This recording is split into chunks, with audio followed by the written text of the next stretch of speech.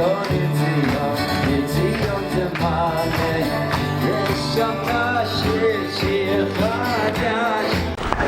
welcome everyone to the Yiboneh Beit Midrash. Welcome home to Torah. We have decided we're going to take it a little bit slower pace tonight. In terms of the source sheet, it's only one sheet, and it's not even a full sheet. So we're going to deal with some we always deal with fundamental issues, but this one could be really misunderstood. In today's day and age, do we have slaves? We do. I mean, look, we have to admit that slavery has always been a problem. And when the Torah says, if you buy a Jewish slave. So we're going to discuss this idea, fundamentally speaking, that if you had a Jewish slave, that you have to let him go. You have to not just give him freedom, you have to send him with a severance pay at the end. Okay? It's an amazing concept. Now, how did this person become a slave? Are you aware that we don't have any prisons in Judaism? So let me just start. I want to just go back. We're in Parshat Mishpatim. Okay? It's right after the 10 commandments were given. They're not even commandments. Are you aware that the first statement is not a command? According to, obviously it's one of the 613 commandments to believe in God. But I am the Lord your God who took you out of the land of Egypt, out of the house of bondage. So what do you mean that's not even a commandment? In fact, we don't call them 10 commandments. I mean, we refer to them, but they're called Aseret HaDibrot, 10 statements. In fact, for those who are maybe familiar with the rest of the Gentile world, especially the Christians, when they talk about 10 commandments, they don't count the first in, they divide the second one into two. That's how they have to come out with 10. Because how can they believe? I mean, first of all, it's not a commandment. It's I am the Lord your God who took you out of the land of Egypt, the house of bondage. That's not a command. It's informational. It's a statement of fact. For us, the majority of the rabbis hold that it is we'll call it a commandment to believe in God.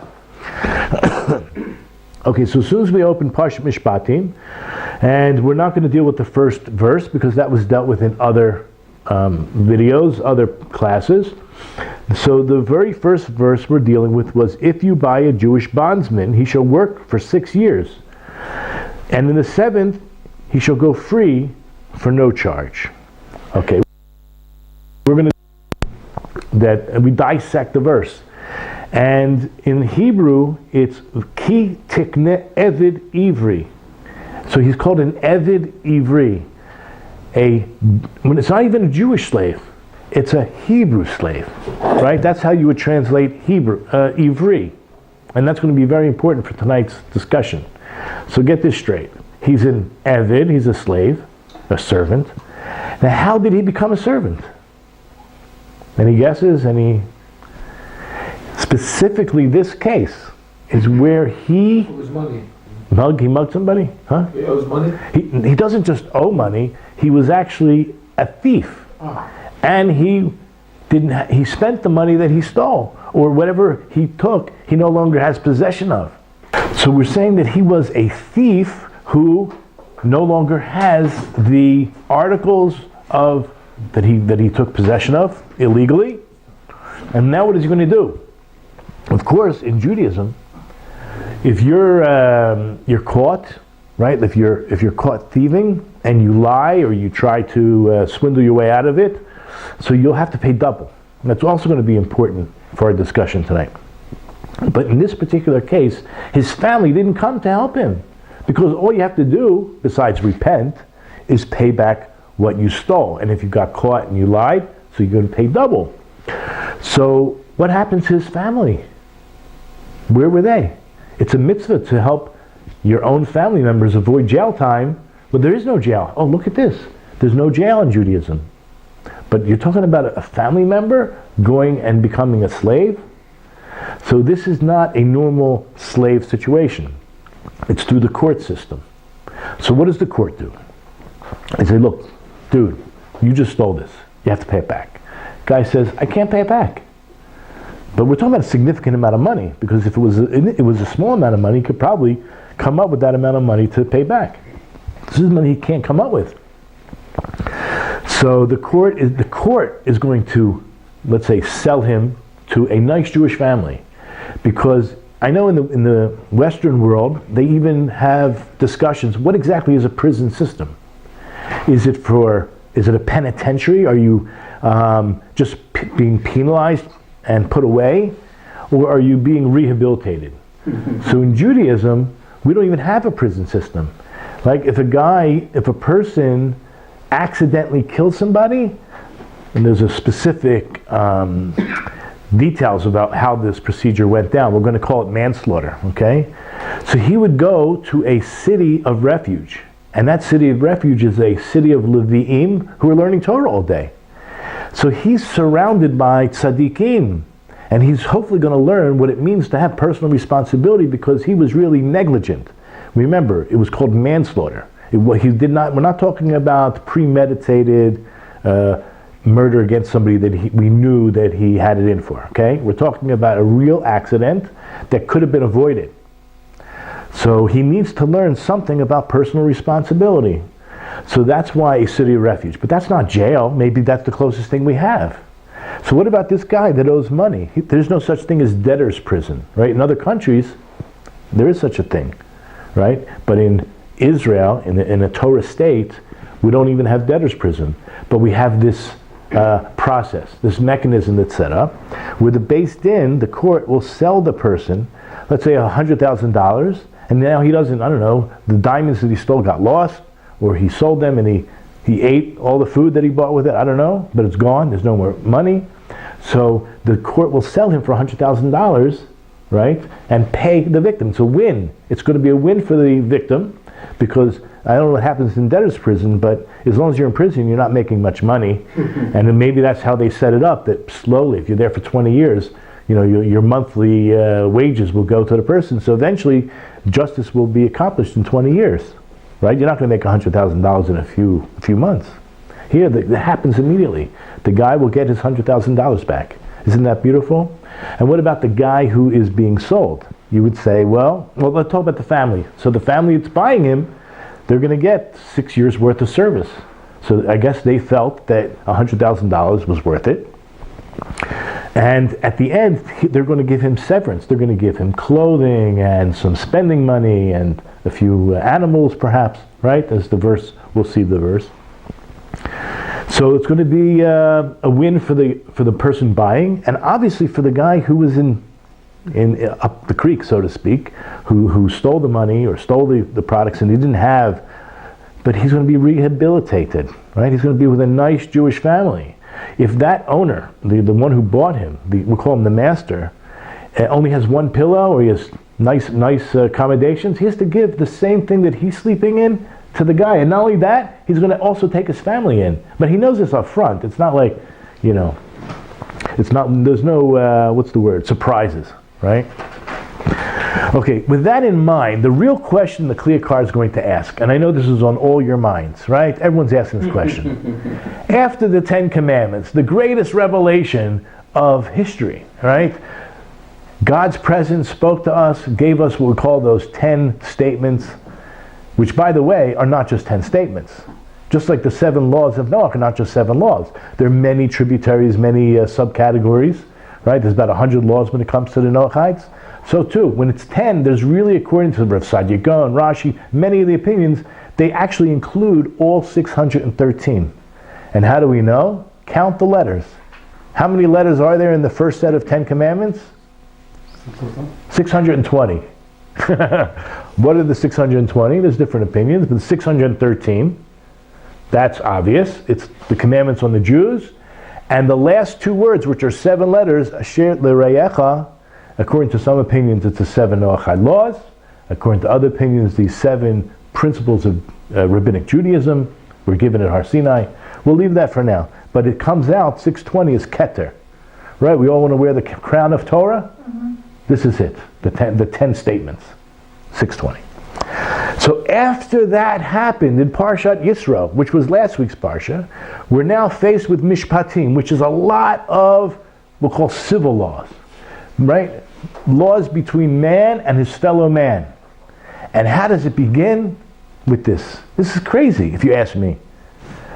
This is how it begins, like, open the book, and the first law, if you happen to have a Jewish slave, remember, you have to let him go after 6 years. Don't forget. This is like an important statement. If you happen to have, you're the guy, the nice guy, who's helping out the court, helping out this poor man whose family didn't come to his aid, who hopefully he's rehabilitable, and you're going to take him in. He's going to be part of your family, right? You're a Baal Chesed. You're a very kind person, right? You're not even going to give him work that you wouldn't do yourself. That's how unbelievable it's set up for this win-win-win situation. Who would be interested in buying or purchasing a known criminal to live in their house? So we spoke this out a little bit, that we're talking about people with goodwill, right? People who want to do chesed. They know the person, perhaps, that they know he's redeemable, or they really believe that the person could improve. I mean, we really know the whole purpose of life anyway is to work on our midot, to work on our character. Right? The Vilna Gaon says the whole purpose of life is tikkun hamidot. So if working on your character is your purpose, you can also be an influence to somebody. And if you're a mashpia, you feel you can influence other people, make the world a better place, give the guy a chance. Look, on the other hand, as we said, if you really believe that it's going to take time, so you make your house thief-proof, child-proof, right? Look, we know many people that go out and they look for foster children who come from very broken homes. And there are people that go out of their way to find even animals, dogs and certain pets, who come from broken homes, so to speak, or abused homes to rectify the situation. So that would be the same situation here. So knowing that the real question here is, why is all these laws of Mishpatim beginning with this particular law? And now the Kliyakar gives us some fantastic insight. So read along with me. It says, Ki tikna Eved Ivry, when you purchase and I'm not going to translate right now as a Jewish bondsman, we're going to call it a Hebrew bondsman or Hebrew servant, slave. So as I mentioned, that it's going to use the word Ivry specifically, as we will see other verses. There's the word Achicha, there's the word Yisrael could have been used. But here in our verse, it does not use the word Achicha, which is your brother, nor does it use the word Israel. It uses the word Ivry, which we will discuss. Tam lahadchalat kol hadinim bishiluach ha'eved chavshi l'sheish. The reason, it's interesting, the word tam is taste. Like it resonates. You can digest something. It's called a reason. So the reason that the Torah, this Parsha in the Torah begins, all these civil laws are beginning with sending out the slave in the 6th year. Keep that in mind. If you happen to have a slave, make sure to send him out in the 6th year. Lefi shehadibrot matchilim, because our own, I use the word 10 commandments, but you know what I mean. Our 10 statements begin with what? Anochi Hashem Elohecha, I am the Lord your God. This is, you can find in back in chapter 20, verse 2 in Exodus. Asher hotzeisicha me'eretz Mitzrayim, who took you out of the land of Egypt, mi beis avadim, from the house of slavery, from the house of bondage. So what is it saying here? This is the Kliyakar's message. Ready? Amar Khan, this is what it's saying. Keshem shahayita eved, just like you, the Jewish people, you were slaves. V'chufsha nitan lecha, and redemption, freedom was granted to you. Pedita mi beis avadim, you were redeemed from the house of bondage, the house of slavery. Kach, so too, tikral dror v'chavshi li'avdecha, so too you shall declare, you shall call out freedom and liberty to your servant, hanimchar lecha bignevoto, who was sold to you because of his thievery. Now this is a very important thing. You have to get into your whole kishkas. You now have this slave, and we're talking about the whole Jewish people. How many of them had slaves, Jewish slaves, that they went ahead? Chaim mentioned, like, who in the right mind would even do such a thing? You have to be really, what's the word I'm looking for? Giving. Much more than that. Really altruistic, right? Such a giving person who's willing to put, it's probably an uncomfortable position in your own home, right? Hopefully you obviously have a comfortable situation to bring someone else in, but still, it's an infringement on your privacy, right? No matter how you look at it. right? So it's so important because you were slaves. You experienced this. So you have empathy, right? There's going to be a certain amount of empathy that you have, and you're going to release your slave who was what? It's very important though. He was sold to you because of thievery. Don't think you're so scot-free of slavery. Thievery. Did I say slavery? Thievery. Are we free from thievery in our own history? What's our biggest sin, the Jewish people, that we're carrying around with us to this very day? The sale of Yosef. Listen to this. Kigam atem, you too, every one of you are guilty. Nimchartem b'gnevat Yosef. In the 10 Commandments, there is a mitzvah not to thief, not to be a thief, not allowed to steal. Do you know that means kidnap? You know why it means kidnap? Because Chazal tell us, that's what was told to us. You mean you're allowed to steal? No, because it says somewhere else in the Torah. In Leviticus, it says you're not allowed to steal. So when it says you're not allowed to steal somewhere else, that's talking about the type of stealing that we're all familiar with, of taking something that doesn't belong to you. In the 10 Commandments, when it says don't steal, it means don't take a human being and to ransom him off and to sell him into slavery. We, as a collective Jewish people, to this very day, are still holding on to this great mark of sin. And also who you sold Yosef, you sold him by stealing him, or let's say kidnapping him. Shemachruhu hashvatim, that the shvatim, we'll call them 10 of them anyway, of the brothers, the sons of Yaakov, v'nitgalgel hadavar, that as the events unfolded, right, what happened? Shiyardu al yado l'Mitzrayim. Because of that sale of Yosef, we ended up in Egypt. We ended up in Egypt, lebeis avadim, to what? A house of slavery, to the house of bondage. Afal pikein yitzatem lechavshi. Nevertheless, where are we now? We're free, right? Nevertheless, God set us towards freedom. He redeemed us. He brought us out. So kain gamatem, so too, because we experienced that freedom, we should do this to our own slaves, to make sure that they experience what we experienced as a people 3,300 years ago. Gamatem lerabos avadchem tishalchu chavshi. We should increase or include our servants into this freedom by sending them out to freedom also. Okay, so something I know that was bothering Yaakov, we had discussed this, and I'm going to just break it down into two things. First of all, the generation that left Egypt is not the same generation that went into Israel. So what about what we call collective memory? And I think that it's incredible that so many of our mitzvahs, so many of our commandments are do this because you were slaves in Egypt. You should remember you were slaves in Egypt. It's like one entity. Think about this as a second. Am I the same person that I was 7 years ago? Almost every single cell in my body has been replaced. But let's say I took out a loan 7 years ago for a 7-year loan, and I come and the guy wants his money back, and I turn to him and say, I didn't take that loan. That wasn't me. I can prove to you that not a single cell in my body is the same. So nobody's going to go for that, right?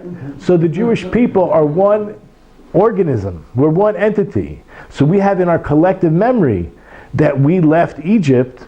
I remember sitting at my grandfather's Passover Seder, telling me that we left Egypt, and then my father, and he remembers his grandfather, and my grandfather remembers his grandfather, and this is all the way back.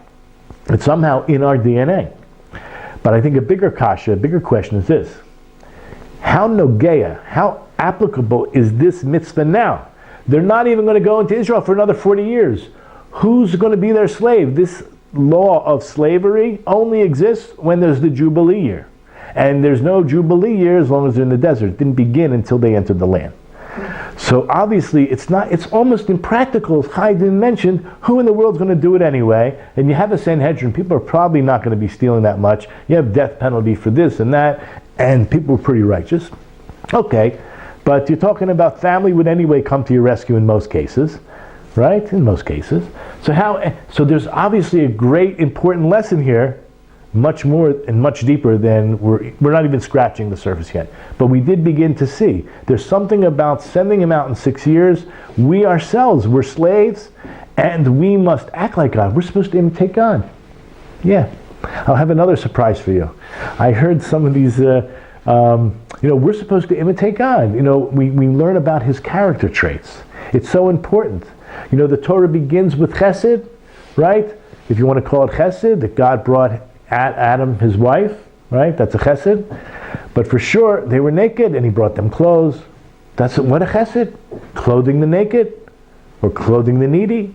And what about the end? Moses needed a burial. God himself buried Moshe. So burying the dead is a great, not only is it a great mitzvah, we call it mitzvah shel chesed. It's chesed shel emet.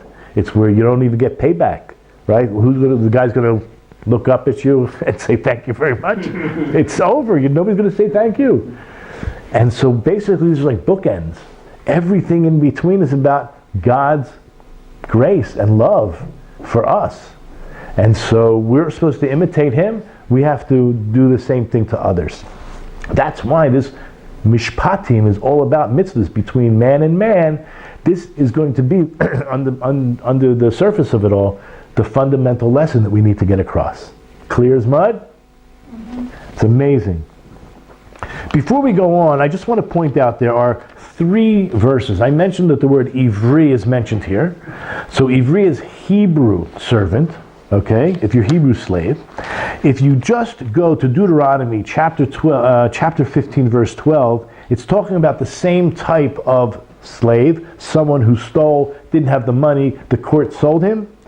So it says your brother. It actually says Achicha, the Eved Ivri. So the Hebrew man. So now, just notice, over here it only says Ivri. Over there it says Achicha Ivri. And then there's another type of person. There's several. I don't want to go into all the details of the different types of people that could be sold or sell themselves into slavery. But there's another important type. And that is if someone is impoverished, greatly impoverished, he has no food. And perhaps he's just incapable of running his own business. And he really needs to work for somebody. Okay? There are people like that.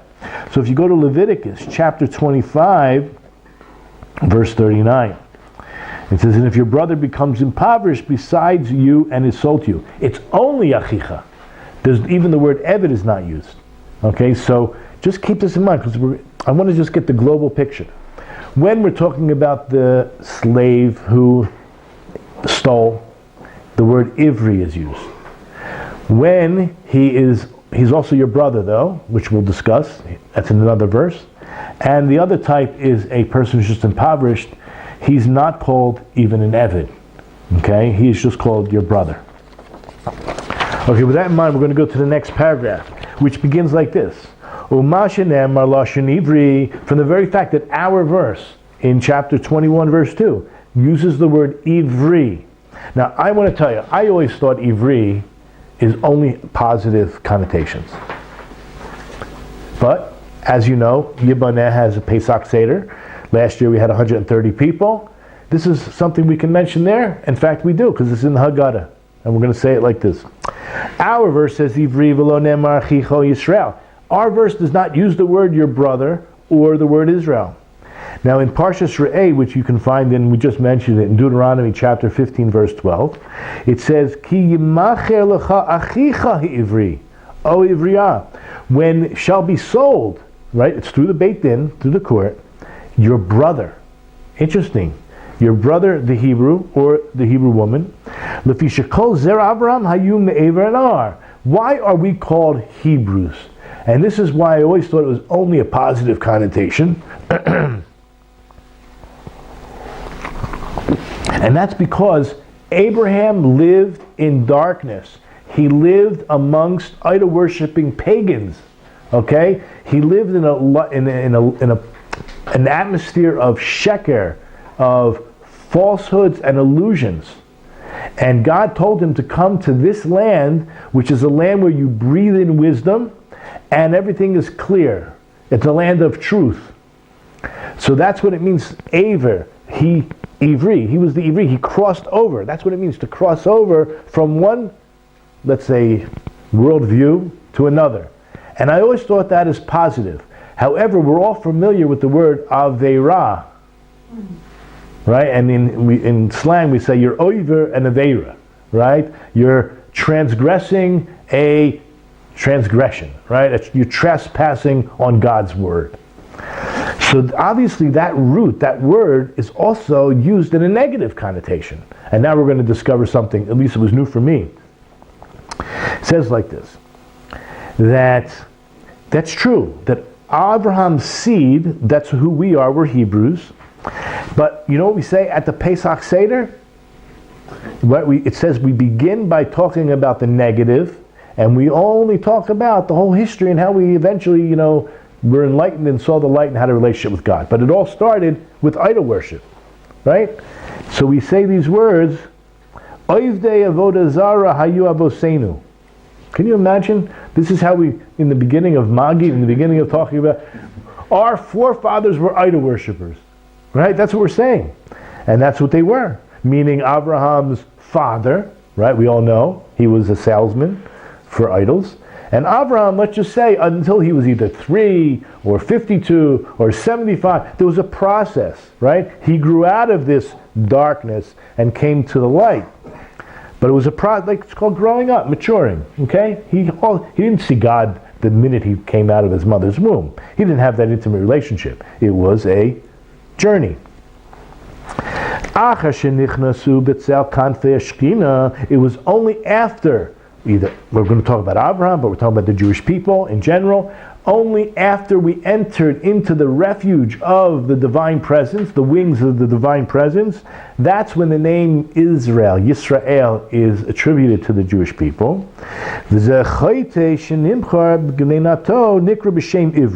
But in our verse, this particular guy who stole and just happened to have not enough money or nobody came to his rescue, he is called the Ivry. He's called only Ivry, as we mentioned. Why? Ki achaz darchei avotav shel Avraham. Because the ways of Abraham's predecessors, that's a word, not the descendants, but the ascendants. Ancestors, correct. Abraham's ancestors, he's following the way of Abraham's ancestors. And it's not right to be a thief. The Lashon Ivry, and now this is like, it's really hard to swallow because I always thought Ivry only in a positive connotation, but there is a slight negative connotation, as he says. The language of Ivry is Noifel Gam Kain al Oiver Avera. It's the same root. Someone who transgresses. Okay.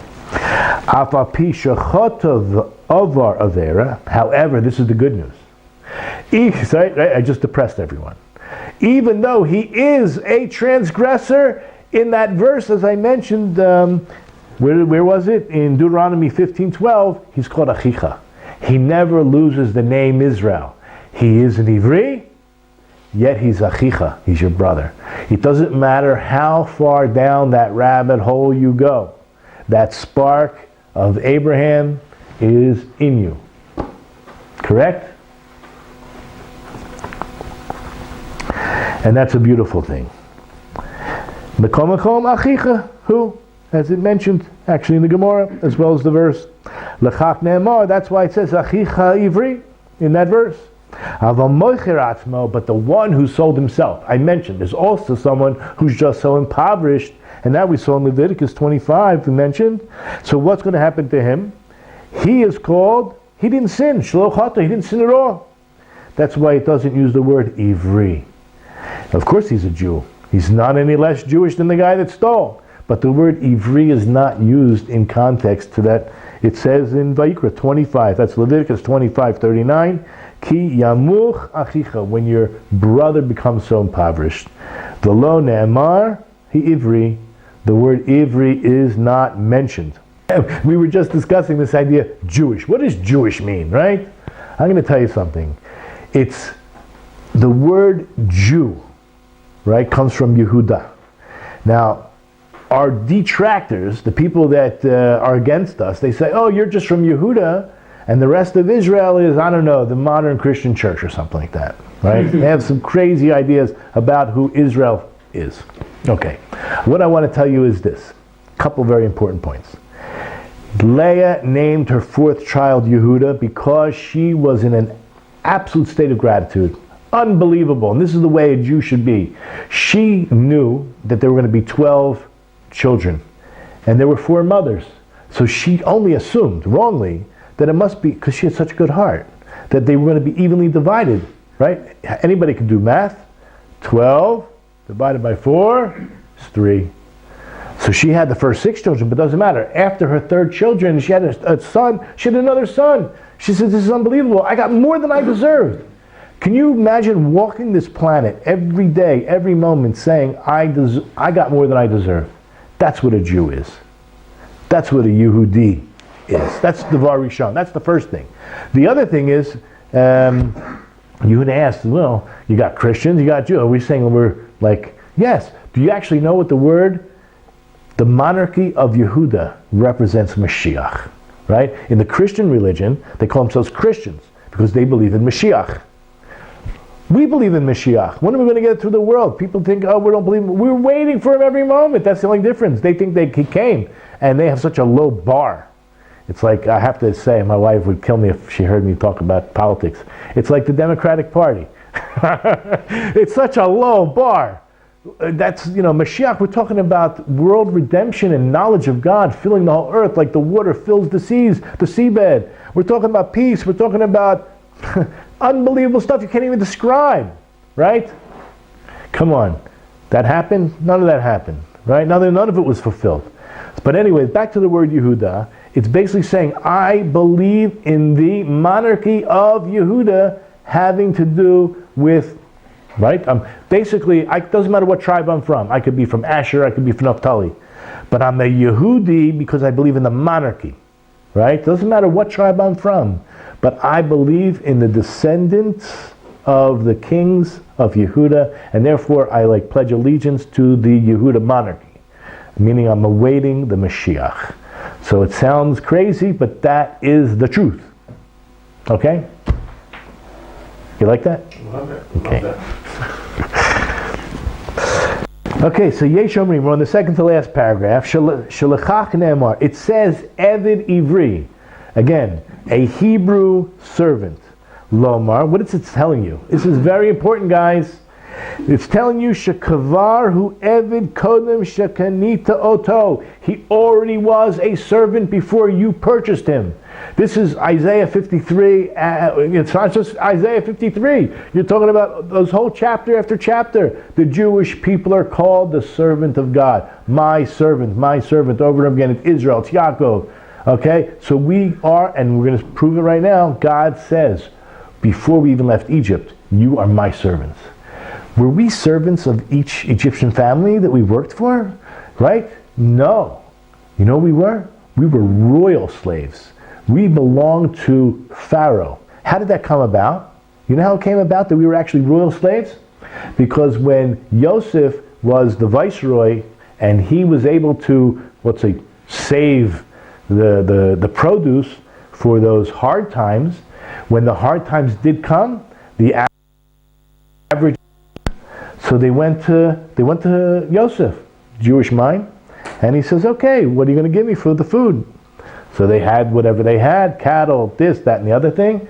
Fine. What happened the next year? They had nothing. So sell yourself. They became Pharaoh's slaves. So they were slaves of slaves, which really means they were Pharaoh's slaves, because everyone, all the Egyptians were belonging to Pharaoh. All the Egyptians belonged to Pharaoh. They sold themselves as slaves. And therefore, when we worked for these individual families, we were slaves of Pharaoh. We were royal slaves. And this is a very big transition, because God wanted, was the whole setup. We had to experience what it was like to be royal slaves, so that we could be royal slaves. Ooh. Yeah, Larry. No, I was going to say, I know it was going to be funny. Explanations of Beit Avadim, that all of Egypt were slaves. Very nice. Very nice. Very nice. Shkoya. Okay, so this is very important. If you go and look, that we already had a contract with God before we left Egypt. Look in Vayikra, happens to be in Leviticus 25, verse 39. I know it's already there, but doesn't matter. Ki avadai hein. You guys are my slaves. Now, what's the problem with that? If we're God's slaves, before this person becomes a slave of a Jew, the problem is when he goes and says, 6 years, I want to stay longer. Right? I want to stay longer. I want to be a slave forever. What's the problem with that? He's making a decision. I no longer want to be God's slave. I want to be a slave of a human being. That's not a good thing. And this is on the good side, because whenever it says Yeshua, we're starting a new idea. It doesn't discount everything we said. It's just a whole nother level. Here, the word Ivry is used in a positive way, because it only says Eved. It doesn't use the word Ivry. Lefi sheshana ivlato lo hiskir b'shem Ivry. What happens is, he says in the Hebrew, Emor Yomar. There's a double language of speaking. He's saying, I want to be a slave forever. I don't want to leave you and the family that I created here with you. Okay, there's another idea. I don't really want to get into it, but it's an interesting subject nevertheless. A single man who goes in to become a slave in this situation, we're talking about what he sold, the owner, remember we talked about earlier, Chaim asked, well, who would be interested in such a thing? So it's basically, he's going to pay more money than he would for a Gentile slave, and he's going to get less work, because he's a Jewish slave. Just the way it is. Okay, but he's going to get, as a recompense, he can get little baby slaves, because he can match up this Jewish slave, the Jewish slave, with another woman, a non-Jewish slave of his household. And he could be like a breeder, if that's a word, used to create more babies. Now this is an interesting thing, because if he came in married, only if he came in married. If he was single, that wouldn't work. So I want to make that clear, what I said earlier. If he was single, that would not work. He's not allowed to be with this non-Jewish slave. And why is that? So if he's with this non-Jewish slave, remember he's a young guy, probably never married, assuming. So he would fall in love, and then he would really not want to leave. He would really be much more attached, right? But if he's already married, first of all, in the biblical times, a man could have had more than one wife. But listen, his wife's probably pissed as heck at him anyway for the situation he's in now. So it's not really a very nice situation. Okay, so what about the owner? Remember, he's also it's a win-win for him. Right, because he invested in this guy. Remember, we talked about this being rehabilitation. So he invested a lot in this guy, and so part of the payback is he'll have a next generation of slaves. But they're not Jewish. These children are not Jewish because the woman is not Jewish. Judaism is another proof. Judaism, the tribe you belong to always goes by the father, but if you're actually Jewish, it goes by the mother. So when this guy leaves, he's basically saying either I want to stay because of my supposed new wife and children, I want to stay with them, or he's ready to start and leave with his wife and children, but he's leaving them. He cannot take his children with him. The ones that were born aren't Jewish, they're slaves. Interesting idea. Opens a big can of worms, right? He's in the book now. Okay, so you would have just asked a clarifying question, and that is, when we speak about the married man, his wife and children that he came in with they're the ones that he had married and had children with are with him. So that person buying them for the 6 years is actually getting a good deal. I mean, he's taking the whole family. Now, there's only one of them as slaves, but listen, he can get something out of them. They can help around the house, right? He's taking on. He's going to take care. He's going to feed them. He's going to clothe them. He's responsible for them. Remember, it's rehabilitation. Is that a form of punishment for the man to sire children that are not his and see them grow up and then leave them? And then leave them when he leaves. That must be a little I'm sure it is very painful. And the owner owns them? He owns them for life? Yes. So it can be a very good, you should get a good strong Jew He went off to Wales. He's just a starky. You know, breeding. That's what they do. Thoroughbreds, right? Mm-hmm. They breed out the best. So when you say breeding, it's like you can easily breed very powerful. I mean, strong, fast, clever. Excellent I don't think about it. idea. Okay. I haven't thought about it. Okay, we're now on the last paragraph.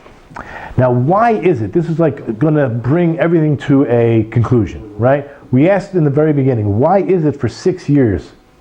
He's only going to serve you for 6 years, and then he must go free. Why? So we have 3 yesh omrim, so we have 3 opinions. Now, just keep in mind, they are all legitimate opinions, and we have to see the insight to each one. The first opinion is Shestam Shnei Sachir Shalosh Shanim. That just a regular hired worker, remember, every country and every century might do things differently. But if you go and look in, let's see, on the last page, I believe, this would be in Isaiah 16, verse 14. It says over there, and now the Lord has spoken, saying, in 3 years, like the years of a hireling, bishlo shanim kishnei sachir. That's that you normally make a contract for somebody, it would be a 3-year contract. That's just the way things were then, and in Isaiah, it shows that. So now what? Remember, we said that if you were a thief and you lied and you tried to get out of it, is a kanas, there's a fine of paying double.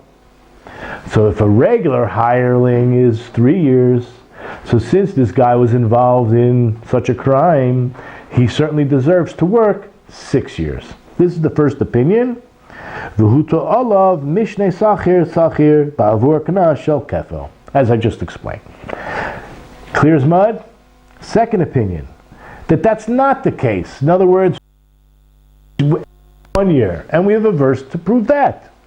And where's that? Look in Isaiah 21:16. For so has the Lord said to me, in another year like the days of a hireling. So how long when you hire somebody, the contract is for 1 year. So if we have 1 year, how do we get 6 years? So wait till you hear this. As we just mentioned, this other verse in Isaiah 21:16. Pirusha Shana Mitsum Temet. It's an exact year. And Rashi and the Radak explain this verse, which we just read. What about 3 years? Why did we just read this previous verse in Isaiah 16:14?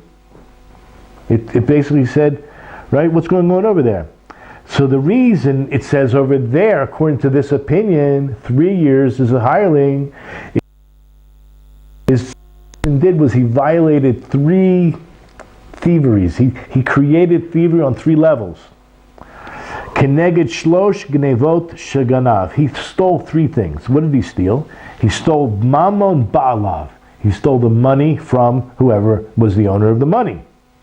And das ba'alav. He also tricked the owner. It's called, when you trick somebody, it's called stealing their mind. It's gnevas hadas. Okay? Which is very interesting. Because sometimes white lies, you think, oh, what damage did I cause? So there could be damage. So not only that, he stole, and Vadas Elyonah, and it's like he stole from God. So don't think that when you violate mitzvot between man and man, you're only affecting man. You're also affecting Hashem.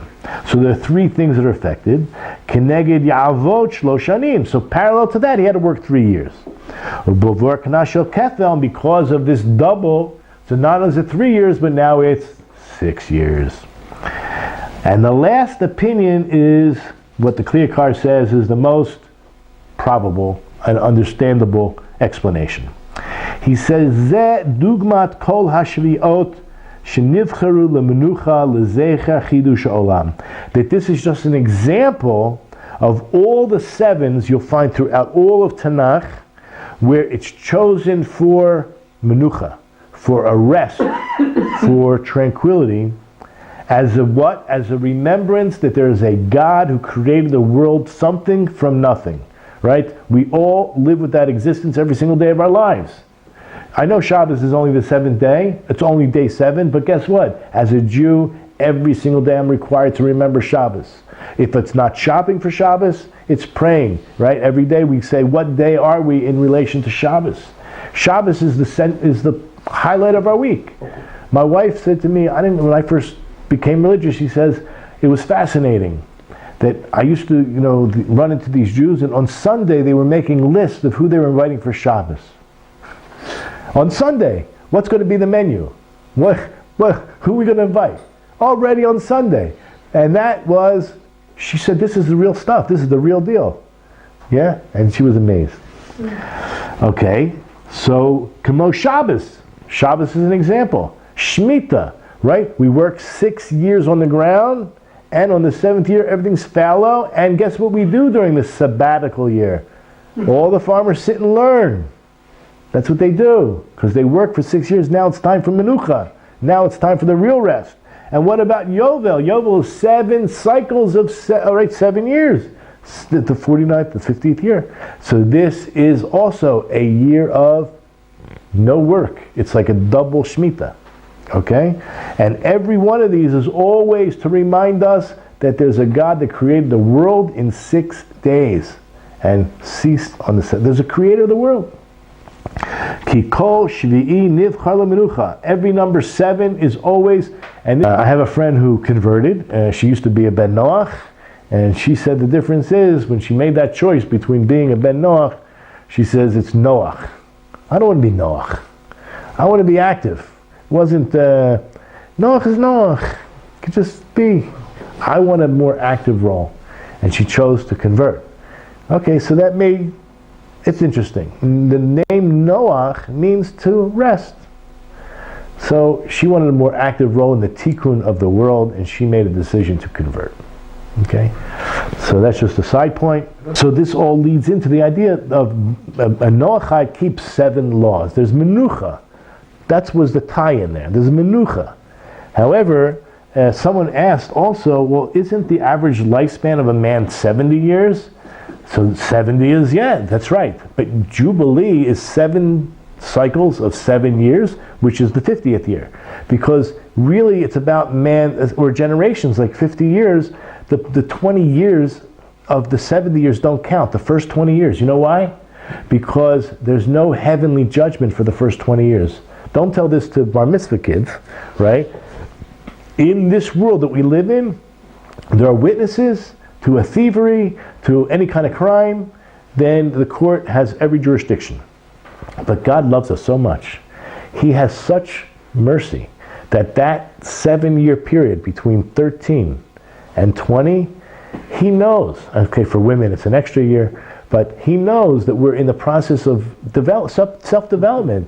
The brains are developing, our desires in this world, we're trying to figure out who we are. God has such patience and mercy that He, only on the highest level, He will overlook, whatever that means, He will overlook our sin. Of course, in this world, we can't really get away with anything, but with God's mercy, He'll let you slide in heaven. So keep that in mind. So basically it comes out that even though a man's average life is 70, it's counted back to the 50 year of Jubilee to get this main point across. You really only have 50 years of life, of really living life. The first 20 is all about finding yourself. So anyway, what I just want to wish everyone a Shabbat Shalom, right? We discussed 7s at the end. And welcome home to Torah. We encourage you, for your sake, hit the notification bell, subscribe to our YouTube channel, and just welcome home to Torah. All the best. Have a great life. Yeah.